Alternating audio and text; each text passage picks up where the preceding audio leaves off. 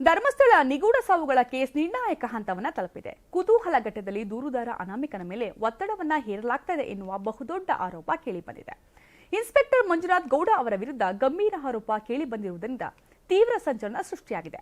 ಧರ್ಮಸ್ಥಳದಲ್ಲಿ ನೂರಾರು ಶವಗಳನ್ನು ಹೂತಿಡಲಾಗಿದೆ ಎನ್ನುವ ಆರೋಪಕ್ಕೆ ಸಂಬಂಧಪಟ್ಟಂತೆ ತನಿಖೆ ವೇಗವಾಗಿದೆ. ಸ್ಥಳ ಮಹಜರು ವೇಳೆ ದೂರುದಾರ ಗುರುತಿಸಿದಂತಹ ಸ್ಥಳಗಳಲ್ಲಿ ಉತ್ಖನನ ಕಾರ್ಯ ಇಂದೂ ಸಹ ನಡೀತಾ ಇದೆ. ಈಗಾಗಲೇ 8 ಸ್ಪಾಟ್ಗಳಲ್ಲಿ ಹಗಿದು ನೋಡಲಾಗಿದೆ. ಅವುಗಳಲ್ಲಿ 6ನೇ ಜಾಗದಲ್ಲಿ ಮಾತ್ರ ಅಸ್ಥಿಪಂಜರದ ಅವಶೇಷಗಳು ಸಿಕ್ಕಿವೆ. ತನಿಖೆ ನಿರ್ಣಾಯಕ ಹಂತ ತಲುಪಿರುವ ಹೊತ್ತಿನಲ್ಲಿ ಅನಾಮಿಕನ ಮೇಲೆ ಒತ್ತಡ ಹೇರಲಾಗಿದೆ ಎನ್ನುವ ಆರೋಪ ಕೇಳಿಬಂದಿದೆ. ದೂರುದಾರ ಭೀಮನ ಮೇಲೆ ಇನ್ಸ್ಪೆಕ್ಟರ್ ಒತ್ತಡ ಹೇರಿದ್ದಾರೆ ಎನ್ನುವ ಆರೋಪ ಕೇಳಿಬಂದಿದೆ. ಎಸ್ಐಟಿ ತನಿಖೆಗಾಗಿ ನೇಮಕ ಮಾಡುತ್ತಿರುವ ಎಸ್ಐ ಮಂಜುನಾಥ್ ಗೌಡ ಎಂಬುವರ ವಿರುದ್ಧ ಈ ಗಂಭೀರ ಆರೋಪವನ್ನ ಮಾಡಲಾಗಿದೆ.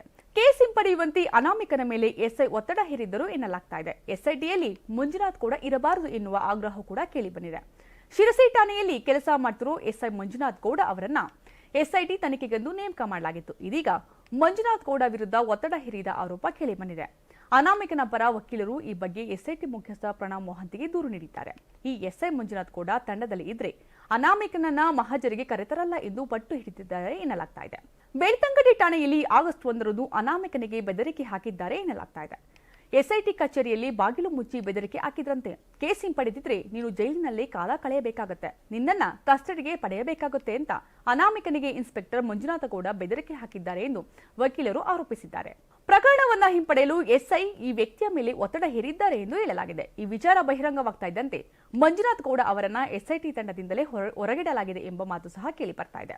ಇತ್ತೀಚೆಗೆ ಶಿರಸಿ ಪೊಲೀಸ್ ಠಾಣೆಯಲ್ಲಿ ಕೆಲಸ ಮಾಡುವ ಎಸ್ಐ ಮಂಜುನಾಥ್ ಗೌಡ ಅವರನ್ನ ಎಸ್ಐಟಿ ತನಿಖೆಗೆ ನೇಮಿಸಲಾಗಿತ್ತು. ಈಗ ಮಂಜುನಾಥ್ ಗೌಡ ವಿರುದ್ಧ ಒತ್ತಡದ ಆರೋಪಗಳು ಕೇಳಿ ಬಂದಿದೆ. ಈ ಬಗ್ಗೆ ಅನಾಮಿಕನ ಪರ ವಕೀಲರು ಎಸ್ಐಟಿ ಮುಖ್ಯಸ್ಥ ಪ್ರಣವ್ ಮೊಹಂತಿ ಅವರಿಗೆ ದೂರು ನೀಡಿದ್ದರು. ಈ ಎಸ್ಐ ಮಂಜುನಾಥ್ ಗೌಡ ತಂಡದಲ್ಲಿದ್ದರೆ ಅನಾಮಿಕನನ್ನ ಸ್ಥಳ ಮಹಜರಿಗೆ ಕರೆತರುವುದಿಲ್ಲ ಎಂದು ಪಟ್ಟು ಹಿಡಿದಿದ್ದರು ಎನ್ನಲಾಗ್ತಾ ಇದೆ. ನಮ್ಮ ಕರ್ನಾಟಕ ರಾಜ್ಯದಲ್ಲಿ ಕಳೆದ ವರ್ಷದ ನೀಟ್ ಮತ್ತು ಐಐಟಿ ಜೆಇಇ ಪರೀಕ್ಷೆಯಲ್ಲಿ ಸಾವಿರಾರು ಉಚಿತ ಮೆಡಿಕಲ್ ಹಾಗೂ ಐಐಟಿ ಸೀಟ್ಗಳನ್ನು ನೀಡಿರುವ ನಮ್ಮ ಹೆಮ್ಮೆಯ ಎಕ್ಸೆಲ್ ಅಕಾಡೆಮಿಕ್ಸ್ ವಿದ್ಯಾಸಂಸ್ಥೆಯಾಗಿದೆ. 1 ವರ್ಷದ ಲಾಂಗ್ ಟರ್ಮ್ ನೀಟ್, ಸಿಇಟಿ ಮತ್ತು ಐಐಟಿ ಜೆಇಇ ದಾಖಲಾತಿ ಪ್ರಾರಂಭವಾಗಿದೆ. ಮೆಡಿಕಲ್ ಅಂದರೆ ಎಕ್ಸೆಲ್, ಎಕ್ಸೆಲ್ ಅಂದ್ರೆ ಮೆಡಿಕಲ್.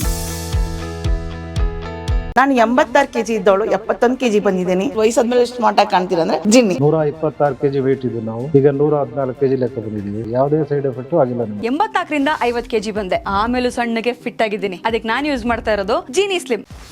84ರಿಂದ 50 kg ಬಂದೆ. ಆಮೇಲೆ ಸಣ್ಣಗೆ ಫಿಟ್ ಆಗಿದ್ದೀನಿ. ಅದಕ್ಕೆ ನಾನು ಯೂಸ್ ಮಾಡ್ತಾ ಇರೋದು ಜೀನಿ ಸ್ಲಿಮ್. ಸಣ್ಣ ಆಗಕ್ಕೆ ಜೀನಿ ಸ್ಲಿಮ್ ಯೂಸ್ ಮಾಡದೆ ಹೆಲ್ದಿನೂ ಅದೇ. ನೀವು ಸಣ್ಣ ಆಗ್ಬೇಕಾ, ಹೆಲ್ದಿ ಆಗ್ಬೇಕಾ? ಹಾಗಿದ್ರೆ ಜೀನಿ ಸ್ಲಿಮ್ ಯೂಸ್ ಮಾಡಿ. ಸಣ್ಣ ಆಗೋದಕ್ಕೆ ಯಾವುದೋ ಪ್ರಾಡಕ್ಟ್ ಹೇಳ್ತಾ ಇದ್ದಾಳೆ, ಏನಾದರೂ ಸೈಡ್ ಎಫೆಕ್ಟ್ಸ್ ಇದೆ ಅಂತ ಯೋಚನೆ ಮಾಡ್ತಾ ಇದ್ದೀರಾ? ಖಂಡಿತ ಇಲ್ಲ. ಯಾಕಂದ್ರೆ ಇದು ಕೆಮಿಕಲ್ ಫ್ರೀ. ಸಣ್ಣ ಆಗಬೇಕು ಅಂದ್ರೆ ಜೀನಿ ಸ್ಲಿಮ್ ಯೂಸ್ ಮಾಡಿ.